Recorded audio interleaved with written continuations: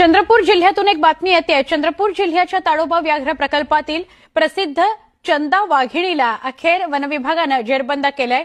स्थानिकांच्या तीव्र विरोधानंतरही चंदा वाघिणीला काल रात्री अलीजंजा या परिसरातून डाट मारून पकडण्यात आलेला आहे। त्यानंतर वन्यजीवांकरता असलेल्या विशेष रुग्णवाहिकेतून तिला कोल्हापूर जिल्ह्यातील सह्याद्री व्याघ्र प्रकल्पाकडे रवाना करण्यात आलंय। सुमारे 850 किलोमीटरचा हा प्रवास आहे। आज रात्री ती सह्याद्रीत दाखल होईल। सह्याद्री व्याघ्र प्रकल्पामध्ये प्रजननक्षम वाघिणींचा अभाव असल्यानं ताडोबातून 8 वाघिणी सह्याद्रीकडे पाठवण्याची योजना वनविभागानं आखली आहे।